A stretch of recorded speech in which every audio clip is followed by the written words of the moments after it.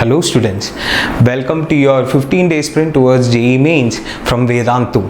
This is a free session that we are running every day from 7 to 10 so that you can quickly revise what are the main topics or important topics that are relevant for your JEE Mains.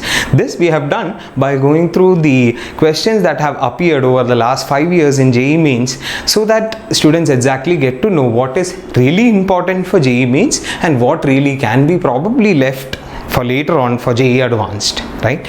So my name is Abhilash. I did my BTech from IIT Bombay. I gave my JEE way back in 2003, and when it was a subjective paper that we had. Right now what you have is an objective paper where along with accuracy, speed is also important, right? So we prepare you for JEE Mains by trying to help you analyze what are the important topics that are there and in a condensed kind of format. I teach primarily physical chemistry, and we have already had sessions on atomic structure, periodic properties, solid state, solutions and gaseous state so far, and today's session is on equilibrium. By equilibrium, I am including both chemical equilibrium and ionic equilibrium in this.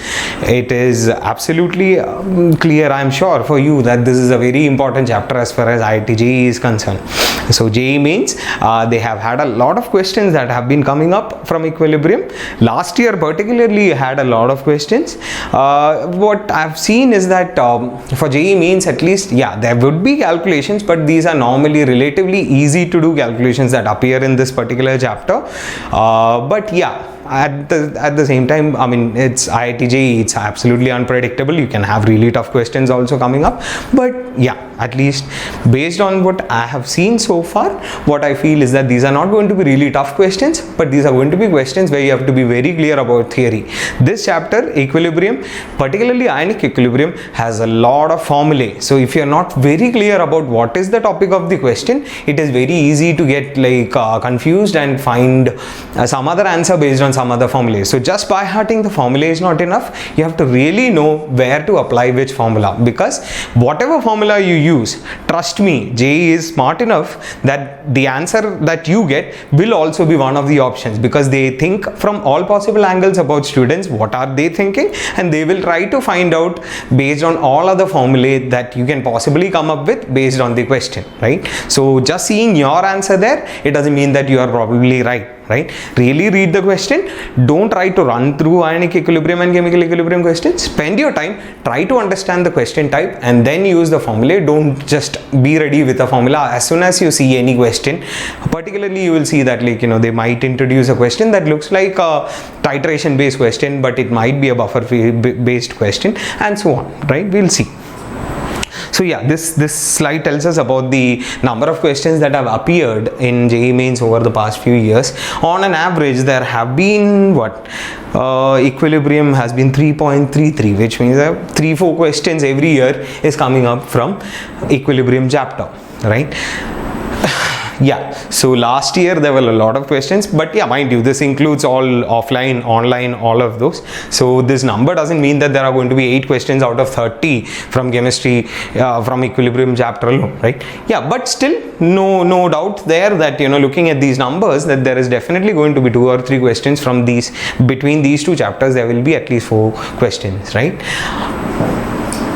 Yeah, so let's just jump straight to the questions first. I will look through chemical equilibrium first, and then I'll go to ionic equilibrium. So as far as chemical equilibrium is concerned, the primary topics that are there, first of all, you start with the definition of your equilibrium constant, the different types of equilibrium constants, the relationship between different types of equilibrium constants, what all should be taken in an expression. Like if there is a, you know, a kind of reaction where both gases and liquids are there, then you would solutions are there, then you which one will it be? Will it be KPC? Will it be KP? Will it be KC? What all should I use? You should be very clear about all of these different equilibrium constants and what all are taken there. Particularly, there are many questions that have come up in the past where all you had to know was the unit of this equilibrium constant. There are many questions. I mean, it's obvious that when you are just given a random reaction and a temperature, you can't predict the equilibrium constant value from your end. There is no way to do that. This has to be an experimental thing at equilibrium. But the thing is that the unit at times can be more than sufficient to solve some of these questions. I'm sure you have seen some of the questions like this where you have a reaction and which of the following could be its Kp values. So the values might be irrelevant. It might be the unit that will lead you to the answer. Make sure that you see all type of questions based on equilibrium from any source that you have, right? So yeah, jumping to the questions. The first question that we have here is, at a certain temperature, only 50% of HI is dissociated into H2 and I2 at equilibrium. The equilibrium constant is. So yeah, I have started off again. Let me tell you once again that all the questions that I am solving here are on a JEE Mains level. These are not really that tough questions. Many of the students have been asking me to solve as many tough questions also as possible. The aim of this particular sessions that we are having is to tell you very clearly that these are not going to be very tough questions that you see in JEE Mains. Every student in the country is going to sit and give this paper. They are not going to give you a super tough question, super calculation based question. In JEE Advanced, you can expect that kind of questions and you have to be prepared. Right now itself, if you are prepared for JEE Advanced, it's all well and good. That's the best thing that you can do. But still, that said, the questions that have appeared consistently have been relatively simple in JEE Mains. So keep it in mind that you should not get confused. This is a simple question. Is there some trick behind this? Maybe I should work on something else. Let me see if my answer is right. Somebody told me that the answer that you get will also be there. So, and still you could be wrong. So should I check all the other answers also once again? Don't get too confused. JEE Mains is going to be relatively simple questions, right? But it's just that, yeah, everybody has to know everything. That will be very difficult. Plus there is time constraint, so you will have to solve it accordingly. So yeah, I'm taking a few simple questions based on equilibrium, initially based on equilibrium constants.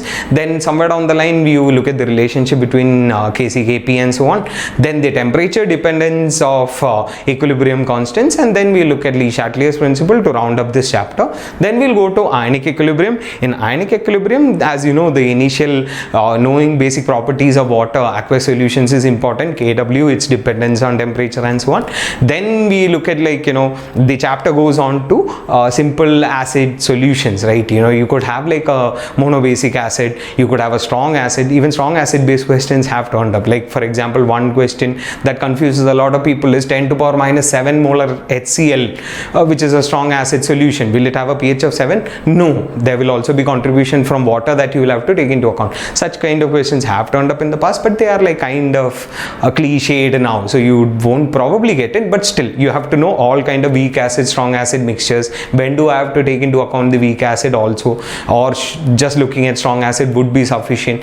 These all basic stuff come up first. Then you go on to dibasic acid, polyprotic acid. Then after that, the same thing is repeated for your bases: monoacidic base, then diacidic base. Then all of these questions can be repeated there. These are all pH calculation that you do for different kind of acid mixtures. When you have probably, let's say, HA1 and HA2, two weak acids that are mixed, or two weak bases that are mixed, B1OH, B2OH, then how do you find out pH or POH as the case might be? So this is something, all of these formulae you have to know.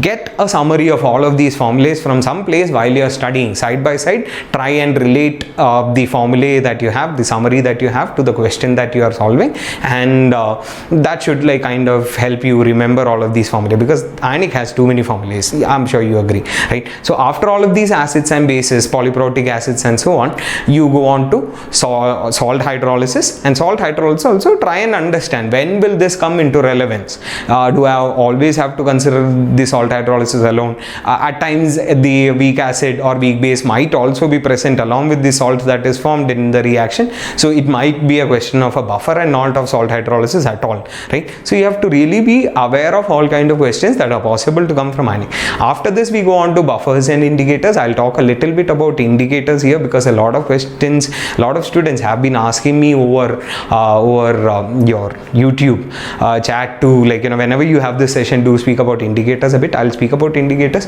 There was a very simple question based on indicator last year, based on the color change and all. I'll tell you a little bit about that also. And after that, you have your solubility that is there in this ionic chapter towards the end. In advance, you can expect really really tough questions too. In solubility, the simple relationship between KSP, the solubility product, and solubility S, moles per liter solubility of a salt, how are they related, KSP and S, which is like a simple question, introductory level theory question, but this also has turned up in JEE in the past. Simple questions based on solubility is what is normally seen. Otherwise, some kind of wild approximation based question can also turn up. In JEE Advanced, of course, you can have like complexation or like, you know, some common ion effect based questions and so on. But yeah, in JEE Mains, I'm not expecting like complexation or something of that sort to turn up. But yeah, again, I told you, JEE, you never know what is going to happen, right? So this says that at a certain temperature, only 50% of HI is dissociated into H2 and I2 at equilibrium. The equilibrium constant is. So here the idea is that they are talking about dissociation of HI. So let's just first write down the equation for dissociation of HI, which is 2HI giving you H2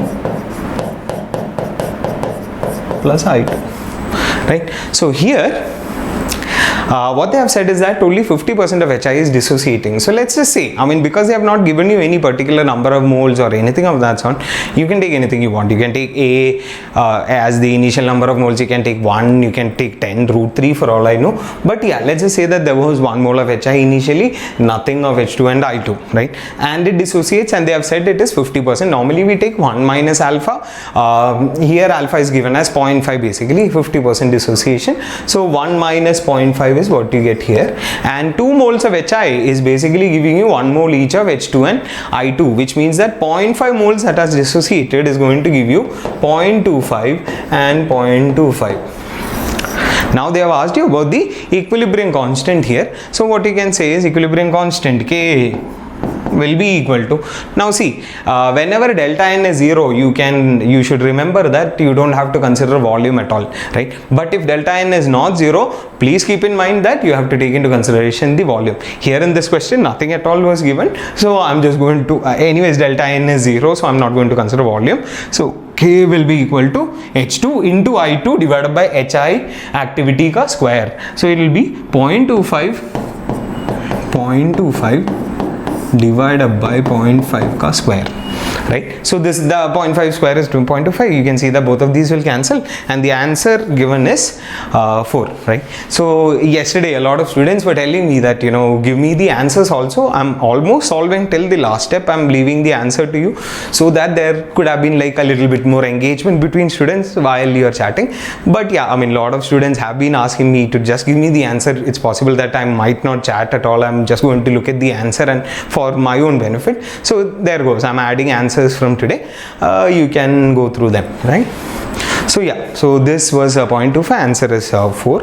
Let's go to the next question. This was a very simple introductory question on the basis of equilibrium constant. Similar question even here. So a solid XY is kept in an evacuated seal container undergoing decomposition to form a mixture of gases X and Y at temperature T. The equilibrium pressure is 10 bar in this vessel, and Kp for this reaction is, right? So here the difference from the last question is that here what you have is a heterogeneous kind of a mixture. XY is a solid and X and Y are both gases. So let me write down the equation first. So XY is a solid which is in equilibrium with X gas plus Y gas, right? So when I'm looking at Kp, I don't have to look at this because there is no vapor pressure that we, or pressure as such, that we are going to associate with XY. So here your Kp will be just X, activity of X into activity of Y.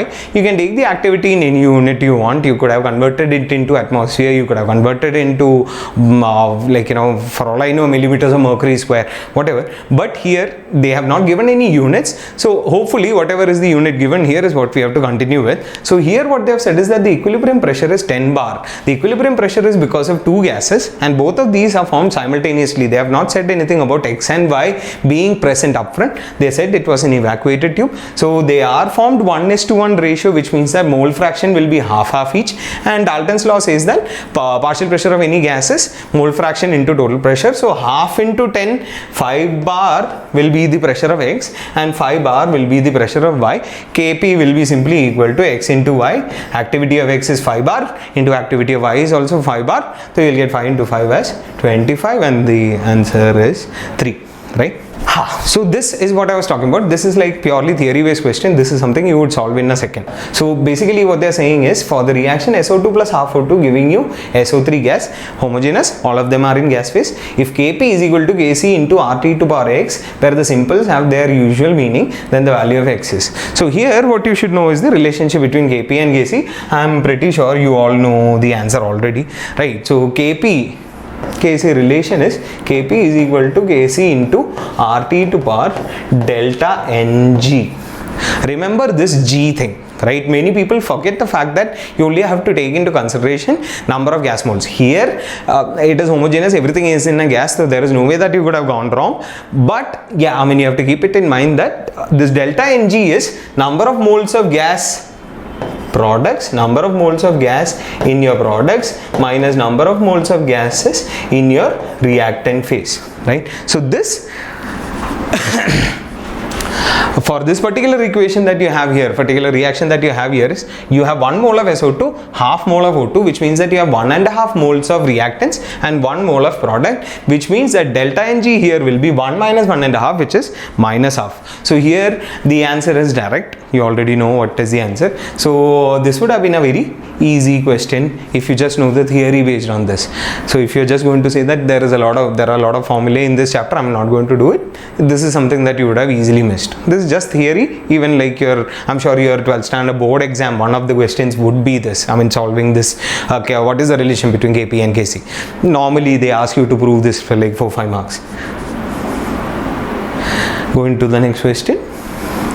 For the reaction A gas plus B gas giving C gas plus D gas, delta H0 and delta S0 respectively are given, and they have asked you what is the equilibrium constant for the reaction at 298 Kelvin, right? So this is like a mixture of your little bit from thermodynamics and little bit from your equilibrium chapter. Ideally thermodynamics extension is equilibrium 2. Thermodynamics is what decides the extent to which reactions go, and as far as this question is concerned, the formula that we are looking for is delta G naught. You know G is equal to H minus Ts, and the relationship between delta G naught standard values is delta H naught minus T delta S naught, right? So here they have given you the value of delta H, they have given you the value of delta S naught, delta H naught and delta S naught. From that get delta G naught. Why is that so? Because we also know that delta G naught is also equal to minus RT ln K equilibrium, right? RT ln K equilibrium natural log. Yeah, so as far as delta G naught is concerned, if we can find the value of delta G naught, we can equate it to minus RT ln K and get the value of K. That is the theory behind this question. So you can see that delta H naught is minus 298 kilojoule per mole, delta S is 0.1 kilojoule per Kelvin. So if I multiply it by 298, you can see that 298 into 0.1 is 29.8 kilojoule, and delta H naught is negative, minus delta S naught is already negative, so minus minus makes it plus. So this delta H minus T delta S naught thingy, this turns out to be equal to 0 here. What does that tell you? If RT ln K is 0, obviously R is not 0, T is never 0, T is 0 is not achievable in fact. So ln K is the only thing that can become 0 here, which means that K equilibrium is 1. ln log of n, like if something is 0, then it has to be 1, right? So your answer is 4, right? Going on to the next question. The standard Gibbs energy change at 300 Kelvin for the reaction 2A giving BC is, yeah, so I think this is also based, okay, so here they have already given you the standard Gibbs energy. Standard Gibbs energy is your delta G naught. So they have directly given you that the delta G naught is 2494.2 joules at a given time. The composition of the reaction mixture, so this 2A giving you B plus C, you have A as square bracket means concentration, or in general it is activity. Mostly we you take it as concentration, if you have a solution in your gas phase, it is your pressure in bar. Pressure in atmosphere is also like something that used to be used, but yeah, I mean the current IUPAC thing says we have to take pressure in bar. So activity of A is given as half, activity of B is given as 2, and activity of C is given as half, and the reaction will proceed in which direction? This is the question here, right? So there are two ways to do it. One is to either use the relationship between G and delta G naught, right, and using this thingy called as reaction quotient Q. The other thing method that you can use is, based on your delta G naught, find the value of your Q, right? Find the value of your K equilibrium, and then find the value of your reaction quotient Q and see which is larger. I'm sure you know about reaction quotient. Reaction quotient tells you about the extent of a reaction that has already taken place. So whatever is the expression for equilibrium constant, you put the value of activities as it is given at this point in time and see what is the value of your reaction quotient. If it turns out to be greater than K equilibrium, it means that the reaction will go backward. If the value of Q reaction quotient is less than your K equilibrium, the reaction still has to go forward till it becomes equal to K equilibrium. If the value of reaction quotient is same as your equilibrium constant, then the reaction is already attained equilibrium, right? So here, first thing that you have to do is find the value of K. So your delta G naught is given as a positive value, so 2494.2, which is your delta G naught, should be equal to minus R, so is in joule, so I'm going to take R in 8.314 joule per mole per Kelvin, and T is given as 300 Kelvin or 298, 300 Kelvin, yeah, into ln K, right? So the thing is that this, if you bring it here, you can see that approximately, I'm sure that you remember that 300 R is approximately 2500. So these two are values that are given to you because calculation becomes easier. That's what I was telling you. In mains, at least, the calculation mostly is given to you in such a way that it becomes easier, right? So if I cancel these out, what I can say is that ln K is turning out to be equal to delta G naught is minus RT ln K. Yeah, so your ln K is turning out to be equal to minus 1, which means that your K minus RT ln K. So your K is equal to e to power minus 1, right? So what does that tell you? And e to power minus 1. So e is already given to you. So 1 by e is e to power minus 1. So you can see that this is a relatively small value, right? Now what we have to do is find out the value of reaction quotient Q. So reaction quotient Q, as I was telling you already, is the same expression as your equilibrium constant, but with current activities, whatever is given to you. So here Q will be equal to B into C divided by A square. B activity is given as 2. C activity is given as half divided by activity of A square. So activity of A is half ka square is 1 by 4. So divided by 1 by 4. So this is 1. So this is 4. So you can see that your K value is less than your Q, or your reaction quotient Q at this point in time is greater than K, which means that the reaction has to go backwards so that eventually it becomes equal to K. So what is the answer here? Reverse direction, because Q is greater than Kc. Going to the next question. Yeah, so this question here to some extent is the relationship based on Vant Hoff. Yeah, so this is the relationship between your equilibrium constant K and your temperature T, right? So the idea you can use here is, which of the following lines correctly shows the temperature dependence of equilibrium constant K for an exothermic reaction? So they have said it is an exothermic reaction and the graph is between ln K and 1 by T. So here the theory that you have to remember, there are two things, either directly just the slope information. So what you can say is that the slope of ln K versus 1 by T, of course temperature being in Kelvin, should be equal to minus delta H by R. Now if it was, instead of this ln K, if it was log K versus 1 by T, the slope would have been minus delta H by 2.303 R. This is what you have to remember. For this question, this is more than sufficient, but I'm going to just give you once the Van Hoff equation 2, which is the relationship between two K1 and K2. Let's say that you're changing temperature from T1 to T2 and your K equilibrium constant value went from, let's say, K1 to K2. Then the relationship is your Van Hoff equation for relationship here, which is ln K2 by K1 is equal to delta H by 2 R into 1 by T1 minus 1 by T2. So just keep this equation in mind, right?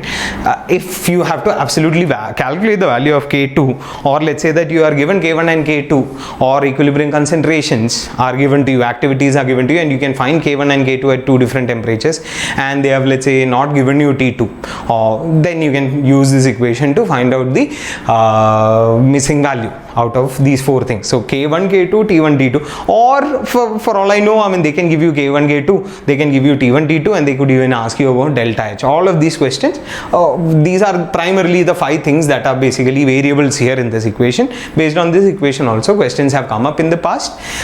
They were considered tough questions because calculations were like a bit tough, but I'm sure that these days calculation is not going to be the issue, theory will be. So just remember this. For this question though, we don't need all this. They have said that it is a exothermic reaction, which means that delta H is negative, and if delta H is negative, according to our this thingy, slope should have been minus delta H by R. Now if delta H is negative, the slope should have been positive. So, and there is no way that we can predict what is the value of K. So for us it's all identical, right? So these two, A and B, have positive slopes. That has to be the case here. Is that clear, right? So your slope has to be positive, that's the only constraint. So both A and B will work just for me. So answer 1 is the right answer. Last question could also have been thought of using your Le Chatelier's principle. You could have thought, okay, if this is an exothermic reaction, if I'm going to increase the value of T, I'm sure you know about Le Chatelier's principle, right? So Le Chatelier principle says that whatever is the external change that your disturbance that is being caused to a system at equilibrium, the system will now move forward in such a way that this effect of the disturbance can be nullified, right? So if you are let's say increasing temperature, what will the system try to do? Okay, there is more heat in the surroundings, it will try to absorb the heat. So if I have an exothermic reaction and you are increasing the temperature, it will have to go backward. Backward is the direction where it would be endothermic. It will absorb the heat. That was effect of temperature. Now if you are increasing pressure, what will happen to the system? It's not related to the question, but I'm still telling you, right? So if you are going to increase the pressure on a system which is at equilibrium, the system has to go in such a way that the pressure can be reduced in the system. What will that do? It will go in that direction where number of moles in the system will be reduced, so that the overall pressure in the system will be reduced.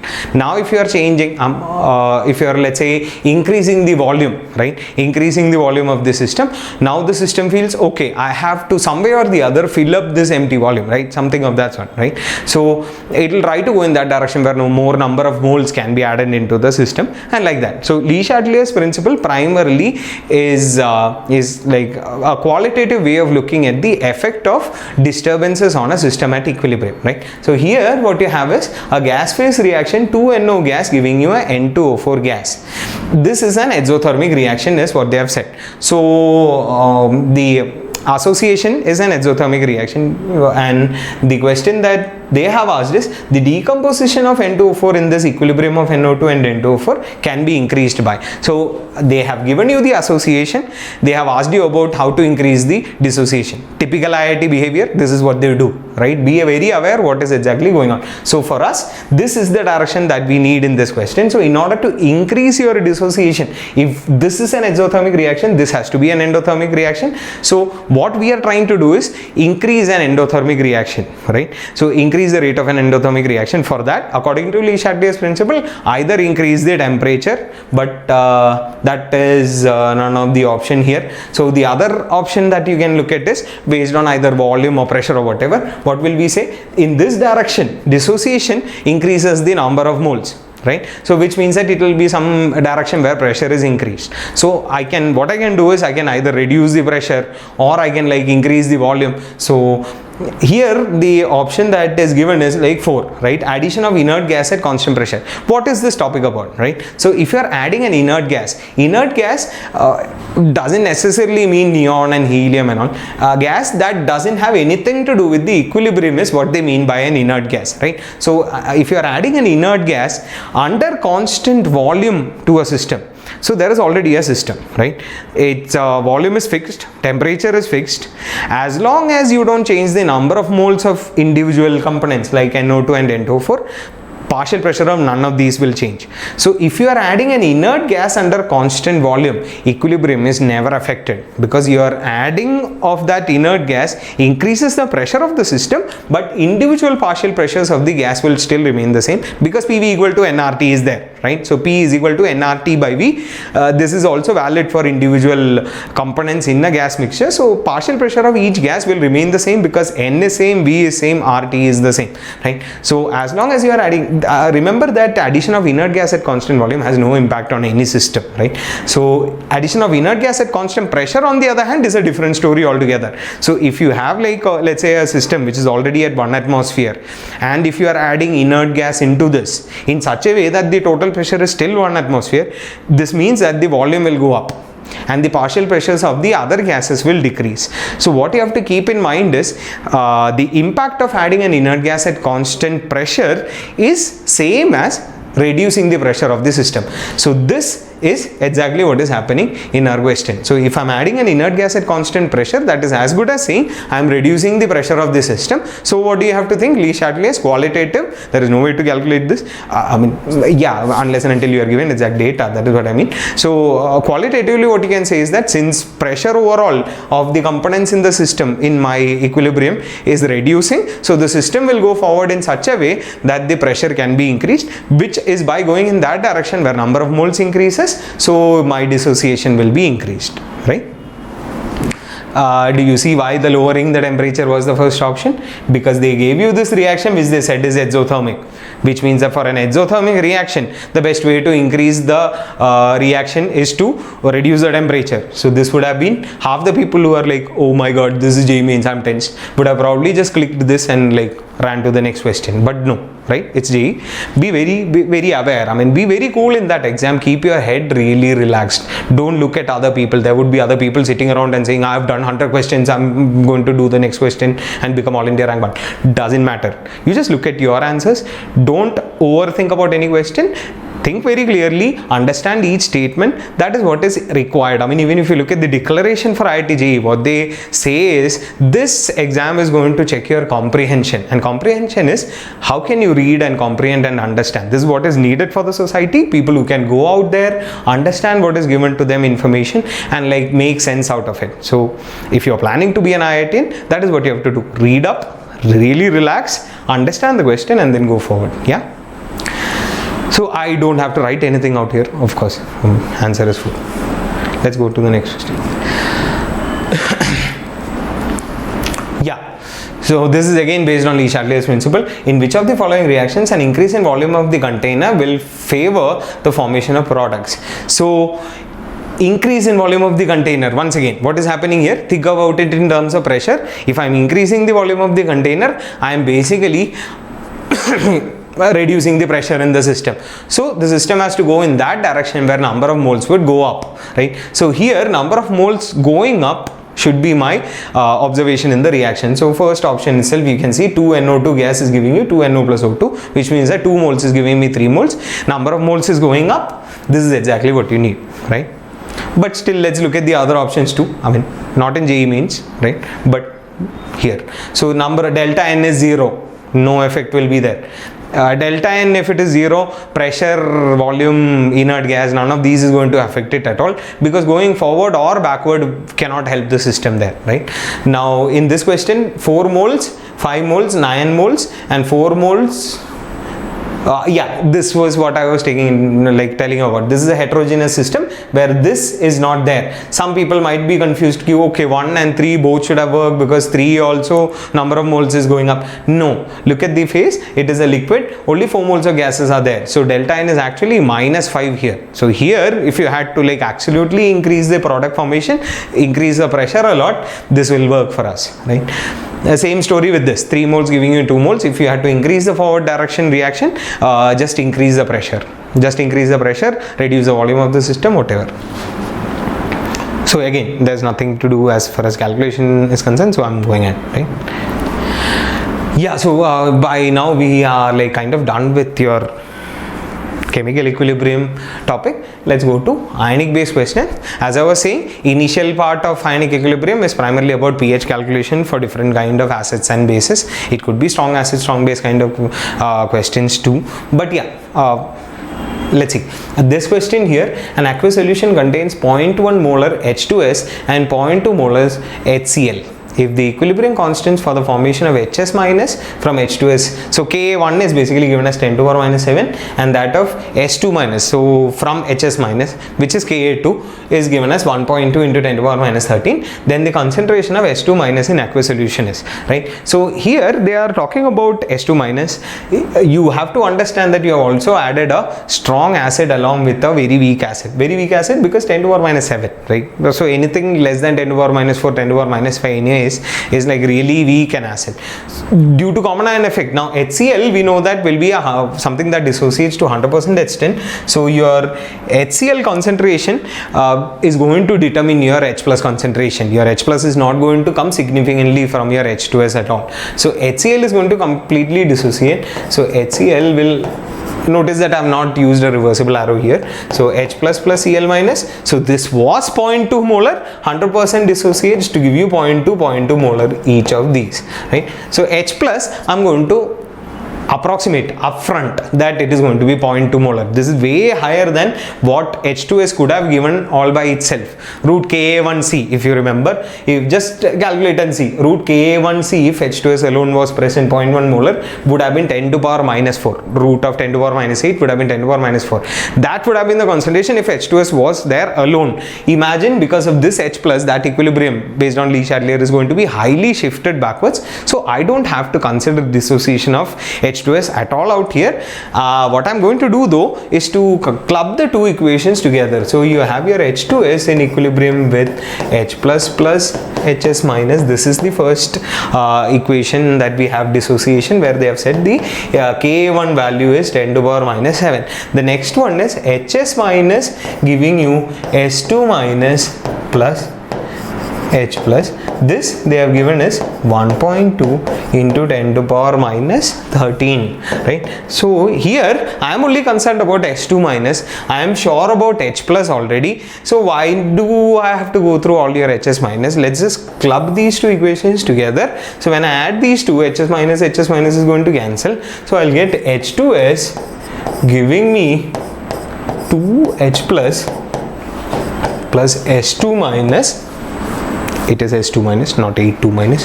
The equilibrium constant, you know, one of the properties of, again, these kind of questions have also come up in the past, right? Equilibrium constants and their relations. If I multiply an equation by 2, equilibrium constant becomes a square. If I add two reactions, then their equilibrium constants multiply. If I divide, you know, right? I mean, if you subtract, then K1 by K2 and so on. So here I have added these two equations. The combined equilibrium constant will be multiplication of these two, which means that this has an equilibrium constant of 1.2 into 10 to the power minus 20, right?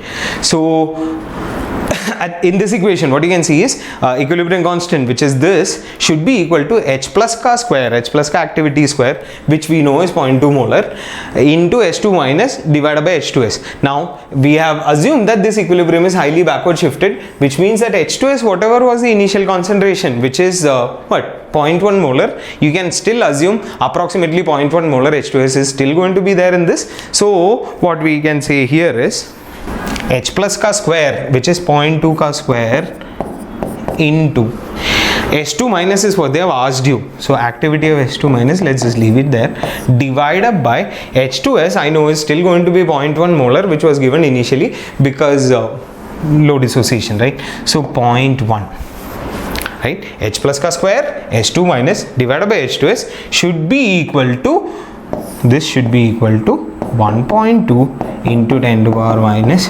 20. Do the calculation, you will get the value of S2 minus what is given, 3 into 10 to the power minus 20. Yeah, so this is 1.2. This calculation you can see 0.04 divided by 0.1, which means a 0.4. So if you bring 0.4 to this side, 0.4, 1.2, 3, cut and you will get 3 left. So 3 into 10 to the power minus 20 will be the concentration of S2 minus. This is a diprotic acid equilibrium that we are looking at here. You can have monobasic acids also coming as a question in JEE, right? So here, like, thing to remember is that common ion effect and a lot of approximation was used. You can assume that a little bit of H2S is going to be dissociated, so I'm going to take it as 0.1 minus X, then X and so on. It is only going to unnecessarily waste time. Again, JEE Mains is not going to be very tough calculations or very tough questions. It has to be really simple. There has to be some kind of approximation which is going to make it simple. Just keep that in mind, right? So the next question here is, yeah, so this is based on polyprotic. That is why I have given you here. So I'll tell you little bit about a very general thingy that you should keep in mind about polyprotic acids, because a lot of students just leave it, right? While it's a easy to handle thingy if you just keep it in your mind, right? So let's say that you have a triprotic acid, so H3A giving you H2A minus, and this giving you Ha2 minus, and this eventually dissociating to give you A3 minus. Let's say this is the sequence of reactions that we are looking at. You know, this one is Ka1, this one is Ka2, H2 minus to A3 minus is Ka3. Remember that salt hydrolysis based thingy that you have to remember. If you have pH of this weak acid, triprotic acid to be considered, just ignore second and third dissociation and so on, because of common ion effect. Normally what happens is Ka1 is always going to be much greater than Ka2, which is going to be much greater than Ka3 and so on, which means that first dissociation is all I have to consider. If H plus was my question, just assume that this is a monobasic acid with Ka as Ka1. So if this was the only thing that was there, you can find H plus using root of Ka1C. Remember this, right? Now if I have a salt, this is like you still have 2 acidic hydrogen in this, so this is like a partial salt that you have here. If this is the only thing that you have, only thing, mind you, not a buffer, only thing that you have. Let's say if they ask you what is the pH of 0.3 molar NaH2PO4, something like this, then remember left plus right divided by 2. So here if you want your pH, so pH can be written as pKa1 plus pKa2 by 2, left plus right divided by 2. If I had this, let's say if they ask you what is the pH of 0.25 molar, concentration is not important here, it's not coming into picture at all. So it could be like 0.00077, something of this sort, some weird number, 1.035. That you should not look at that number and get confused. It has nothing to do with the question. So if you have like Na to HPO4 kind of a thingy, again left plus right divided by 2, you can directly calculate your pH as pKa2 plus pKa3 by 2. And if all you had was A3 minus, like for example Na3PO4, this is based on salt hydrolysis. So salt hydrolysis mein all you have to consider is directly use the formula. Your formula for anionic hydrolysis, salt hydrolysis, where you have a weak acid with a strong base kind of a salt, then your pH is given by half of pKw. Normally we take it as 14. Because Kw is 10 to the power minus 14, but yeah, if they have given another temperature, this could be anything else that will be given in the question anyways. So pKw plus pKa plus log C. So here you just have to put pKa3, that's it, that's all you have to remember, plus log C. right? So pKw 14 plus pKa3 plus log C. Basically what we have done here is we have considered this A3 minus as a simple A minus. In a simple A minus kind of thingy, half a pKw plus pKa plus log C.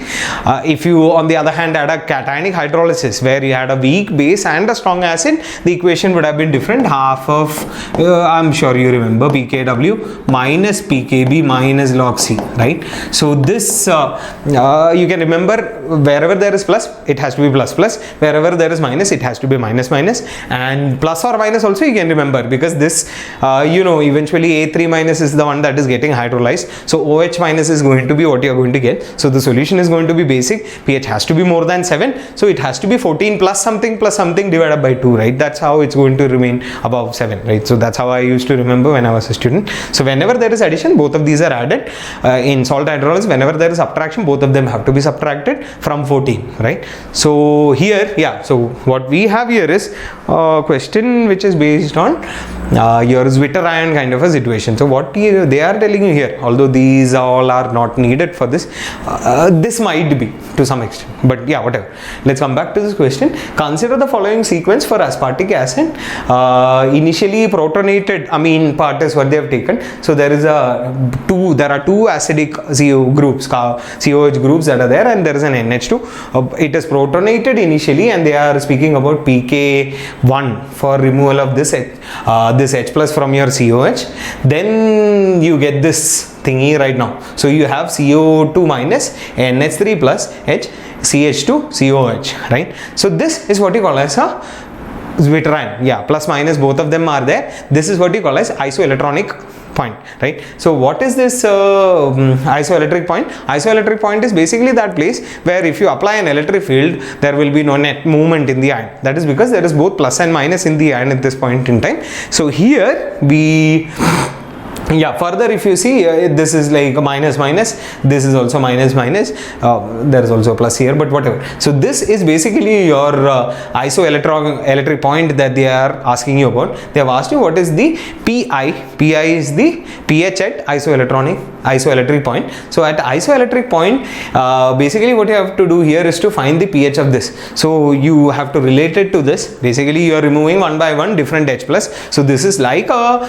polyprotic acid that you have. So this is like a salt that you have in between where there are still acidic hydrogens to be removed. So this is just like this, right? So here all that you have to remember is left plus right divided by 2, right? So here the PI will be equal to 1.88 plus 3.65 divided by 2, which is 2.77, your D answer, right?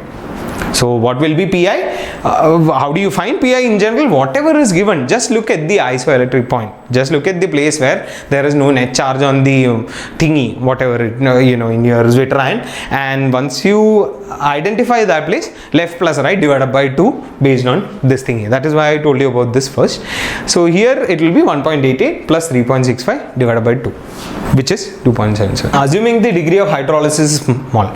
So upfront they are telling you about salt hydrolysis. You can understand hydrolysis they have already said. The pH of 0.1 molar solution of sodium acetate. So yeah, in mains level at least they can give you direct simple questions like these also.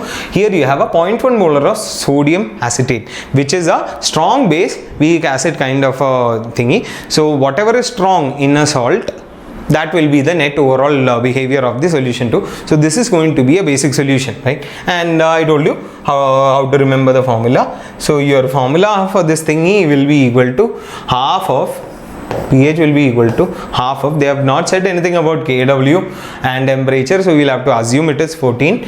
So 14 plus pKa plus log C. So Ka is 10 to the power minus 5, so pKa will be 5 plus log of C. What is C? C is given as 0.1 molar solution. So 0.1 molar would mean that log C will be minus 1, so plus minus 1. So this is what, 18 by 2, which is 9, right? So 9 is the answer. Yeah, so this what we have is they have said that the pK of a weak acid HA and pKb of a weak base BOH is 3.2 and 3.4 respectively. Then the pH of their salt is. So the salt of a weak acid weak base, W weak acid weak base, we had already seen weak acid strong base and weak base strong acid. If you have a salt where both of these are weak, both cation and anion will undergo hydrolysis. Then the formula is pH is equal to half of pKw plus pKa minus pKb, right? So A, addition, right? That's how I used to remember. Plus pKa plus log C minus pKb minus log C, you can remember in that way also. So plus pKa minus pKb. So here it will be half of 14 plus pKa. pKa and pKb values are given 3.2 and 3.4. So plus 3.2 minus 3.4. So this will be how much? 13.8 divided by 2, which is 6.9, which is fourth answer. Yeah, next question. Next question is addition of sodium hydroxide solution to a weak acid results in a buffer solution of pH 6 if ionization constant of HA, which is Ka, right? So Ka is 10 to the power minus 5. The ratio of salt to acid concentration in the buffer will be. So this is based on buffer, and in buffer you know that the formula is pH is equal to pK plus log of salt activity by acid.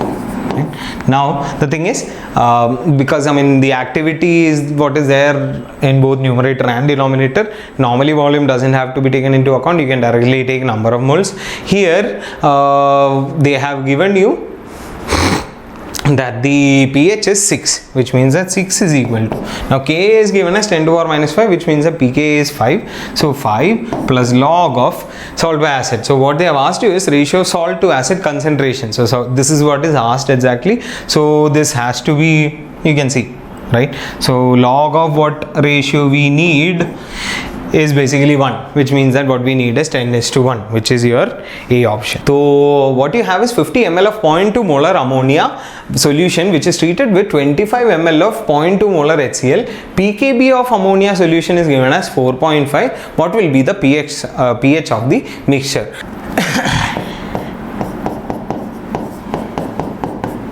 The reaction that you have here is you'll get NH4Cl plus H2, right? So 50 into 0.2 molar, which means that you have 50 into 0.2 is 10 millimole of NH4OH, and 25 into 0.2 molar HCl, so you have 25 by 5, right? So 5 millimole of HCl is what you have.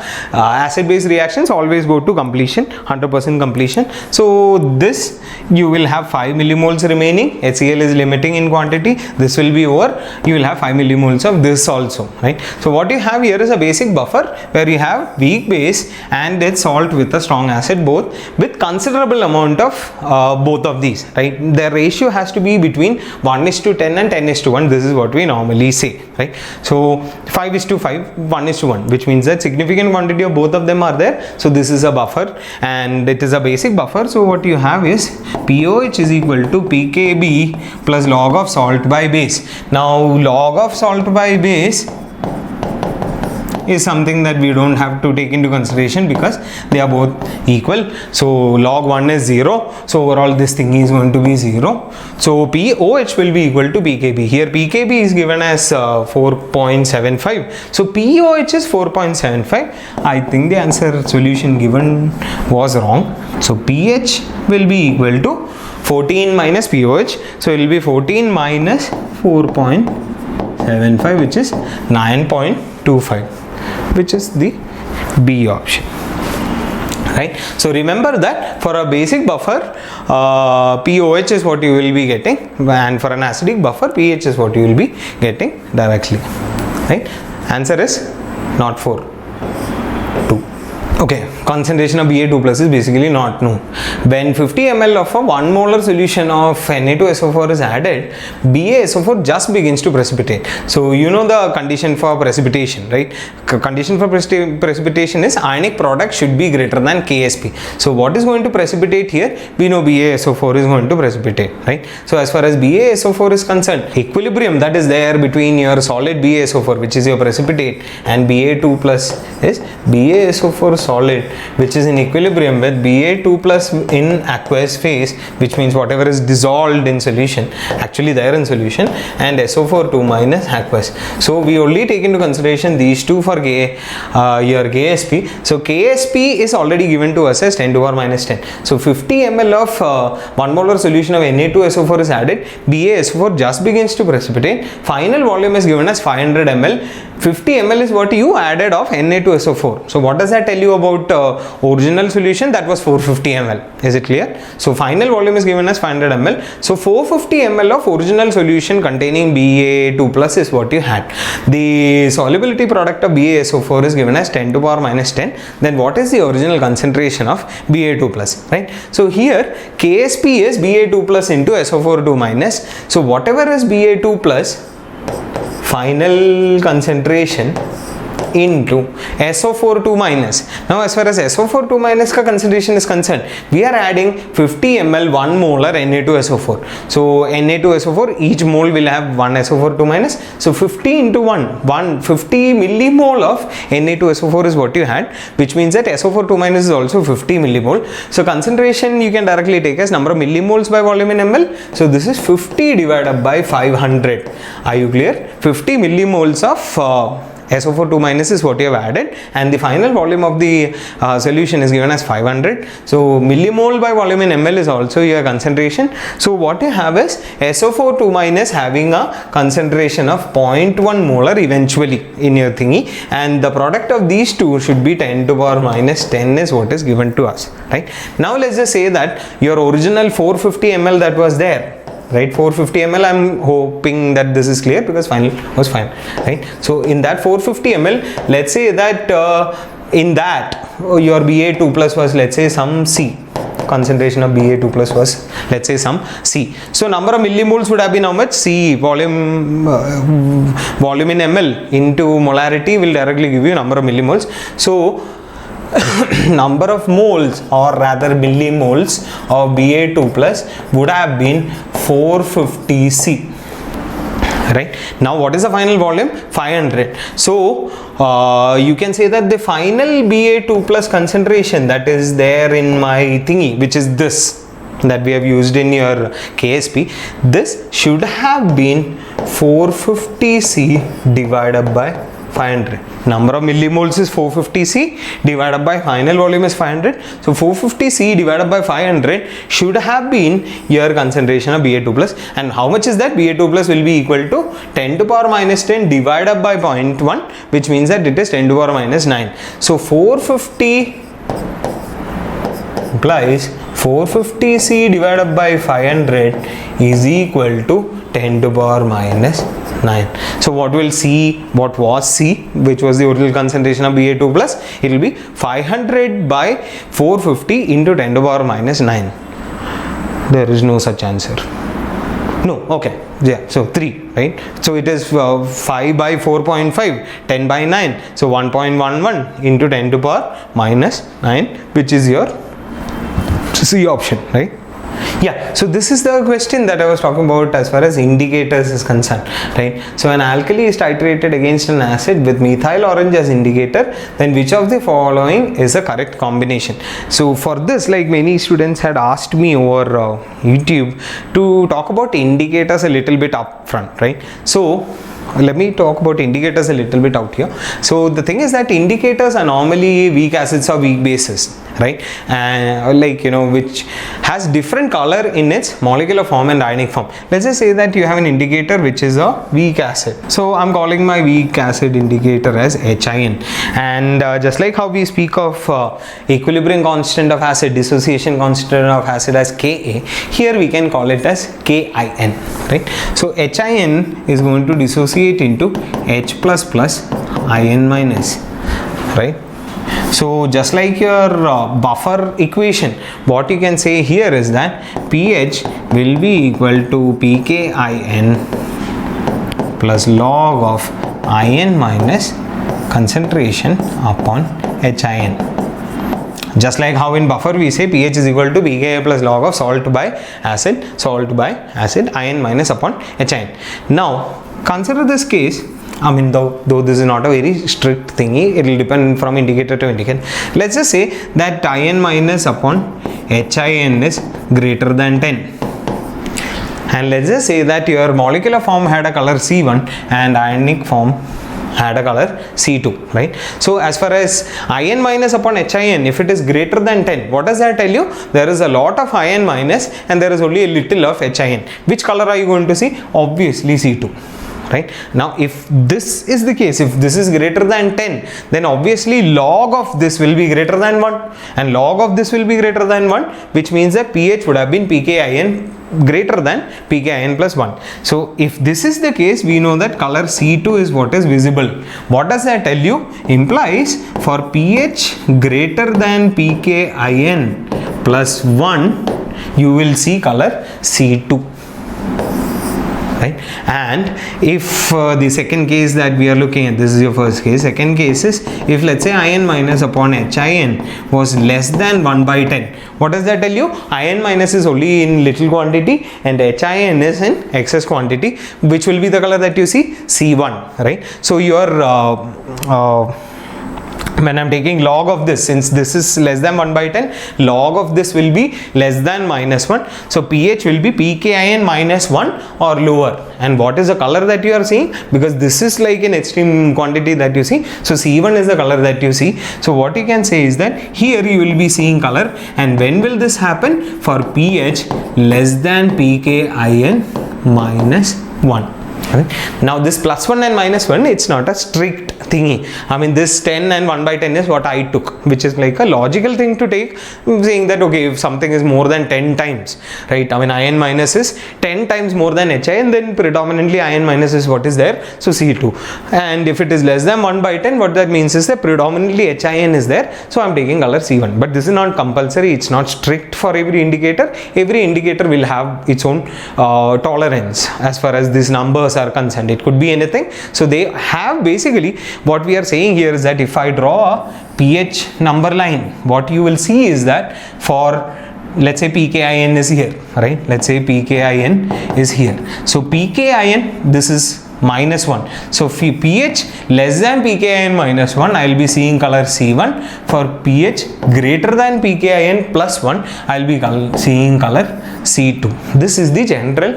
Between these two, it's normally not distinguishable, right? So how do we decide which indicator is best? The idea is that indicator color change has nothing to do with actually speaking your reaction. It doesn't know where it has to change its color based on your reaction. It changes color based on the basis of pH. So it will basically change color around pKin. So our aim while choosing an indicator, which is the best indicator, that kind of a question I'm expecting this year. So if you want to choose the indicator, the best indicator will be where pKin is very close to the pH at equivalence point. So whatever is the reaction, think about the reaction, equivalence point pH you have to calculate independently. Let's say that you are having an acid base reaction. So look at the salt hydrolysis, you know, calculate the pH for the equivalence point and see that which indicator has pKin value very close to your pH at equivalence point, right? So here what you are using is methyl orange. You have already studied about methyl orange, phenolphthalein and all. You know that methyl orange normally changes color in like acidic region, right? pH should be slightly acidic. I'll tell you about the colors in the next slide, but yeah. The point here is that as far as methyl orange is concerned, it changes color in slightly acidic kind of a range. So how can you get a slightly acidic kind of a situation at equivalence point? If I take, let's say, a weak base and a strong acid, you can understand that weak base, strong acid, salt will be slightly acidic, and that will be the best possible range where methyl orange is the best indicator to use. Even if you have a weak, strong acid, strong base, even then methyl orange, phenolphthalein, everything will work, because there is a huge change in pH. I'm sure that you have seen the titration pH curves, like, you know, based on what you have first, right? So if I have like an alkali is titrated against an acid with methyl orange, so what I can do is I can use a weak alkali, weak base, and I can probably use a a strong acid, and then at equivalence point my pH will be very close to the range where methyl orange is working, right? So here what I can say is that okay, I have my weak base and I have my strong acid, and it is going from yellow to pinkish red. Now this color change is something that you have to remember, so I have like included the color change in the next slide for some basic, like commonly seen indicators. This, if you can't see that very clearly, the image is not very clear on your video, you can just Google it up, right? Just Google the exact same thing that I've written here, right? So range and color changes of some basic acid base, common acid base kind of indicators, and just see what are the color changes. So here you can see that methyl orange goes from yellow and it comes to 4.4 to 3.1. I said pKn plus or minus 1. Here you can see that it is not plus or minus 1, right? So whatever, I mean that indicator, what is that range over which an indicator changes color, that varies from indicator to indicator. So if I'm using a weak base and I'm titrating it against an acid and I'm going on adding acid, so what will happen here is it will go from so initially what I have is your acid, right? So the solution is initially acid, I'm adding base to it. So if initially it was acidic, so it has to be in this reddish kind of zone, and eventually as I keep on adding the base at around like equivalence point, it will change its color to yellow, right? So red to yellow is what you will be seeing. You have to see what is the titrate and the titrant, right? Based on that you will decide whether it will be left or right. That will depend on the question. I'm sure you will be aware enough to understand at that point in time. Just remember these values. It was kind of strange. I had never expected that such a question. This is a pure theory question from a pure calculation based chapter. I wasn't expecting it, but nonetheless, I mean, you just have to know, right? Okay, that kind of ends our discussion for today. So once again, like to sum it up, your chemical equilibrium, Kc, Kp, Kx and so on. Kx is based on mole fraction. So their properties, I was telling you about, like if you add the reactions, what will happen, such kind of properties, and their relationship, Kp, Kc relationship, and applications. Applications is questions where you are given this and you have to find Qc, the reaction quotient, and see whether it will go forward and backward. Then Vant Hoff equation, I've already told you the relationship between delta H, T and your K. And then Chatellier's principle, a qualitative way of looking at what will happen to an equilibrium if you're going to disturb it. These we have already discussed a little bit. Then ionic equilibrium, pH calculation for solutions mixtures, that is the first thing. Then salt hydrolysis, I've already told you the three formulae, half a pKw plus pKa plus log C, half a pKw minus pKb minus log C, and what else do you have? The last one is half of pKw plus pKa minus pKb if it is a weak acid, weak base kind of a salt. So salt hydrolysis based questions. See, keep in mind that titration based questions could be salt hydrolysis questions or buffer questions. You have to calculate like that NH4OH HCl question. You have to see after adding all of these what will be the number of moles of each thing, and you can't just assume anything. If the salt and acid or salt and base are in significant ratio, then it will be a buffer based question. Otherwise, if salt is way less and if acid is way more, then ignore the salt. And if salt is way high and if acid is way low, which means that salt by acid is greater than, let's say, 10, then just ignore the acid and just look at salt hydrolysis to calculate pH, right? So salt hydrolysis, buffers and indicators also I did talk about a little bit.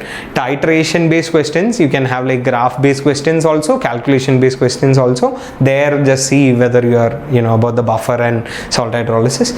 And solubility and KSP, in at least for mains level, they won't ask you very tough questions based on solubility. There have been many simple questions just relating KSP and solubility S also. So don't be worried about the questions. Just have a stable mind while you're solving these questions. Theory questions, I don't expect much, but if it just turns up like the graph based questions and all, temperature 1 by Tk, lnk kind of questions, and can also come up. So yeah, that's about equilibrium chapter. It is a very important chapter. I hope you go through all of the formulae. Just have a cheat sheet, proper summary sheet with you all the time. Whenever you are solving a question, try and understand the situation in the question and then use the formula accordingly. Revise as many times as you can and see more questions. A lot of people had asked me to introduce as many questions from previous years also, not just past 5 years.